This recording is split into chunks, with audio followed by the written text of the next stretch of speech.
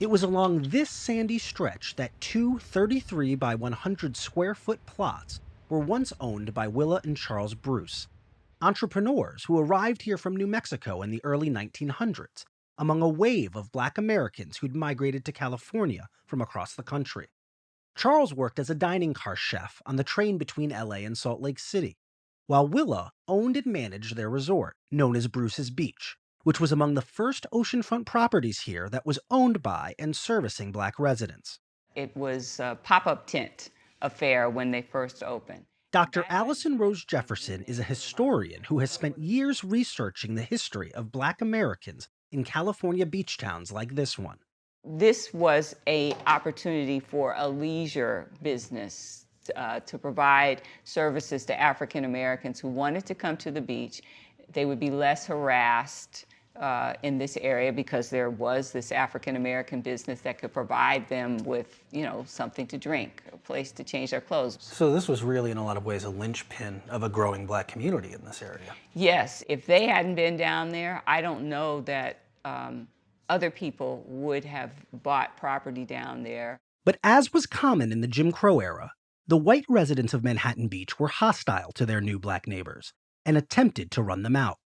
So even while the business was successful, from day one, they were harassed with tactics to chase them out of the area. From day one. From day one. A prominent local developer enlisted volunteer police officers to prevent the Bruce's clients from accessing the beach. And later, residents, including members of the Ku Klux Klan, began a harassment campaign.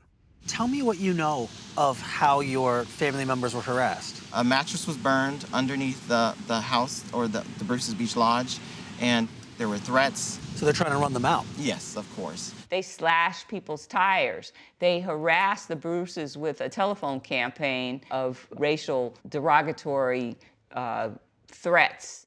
The message was clear. Black people were not welcome in Manhattan Beach.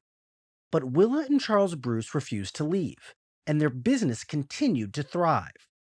Eventually, a group of white residents grew even more aggressive in the campaign to run them out. The city said that it was taking this land through eminent domain to build a park. And the Bruces and some of the other families fought this effort, but they weren't successful in the fight. The Bruces and 4 other black families had their property taken by the city via eminent domain. The Bruces requested $70,000 for their property, but the city ultimately paid them just $14,500.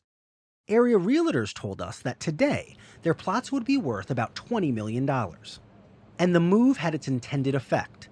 While some of the families moved elsewhere in the city, others, including the Bruces, left Manhattan Beach for good. A century later, the city's population remains less than 1% black. The land that once housed the Bruce's resort is home to a lifeguard training center. The African American community lost because they lost the opportunity to develop this community down there, just like white people develop community. They also lost the opportunity to develop social space, lost the opportunity to learn how to surf, lost the opportunity to go fishing. The African American community lost out big time.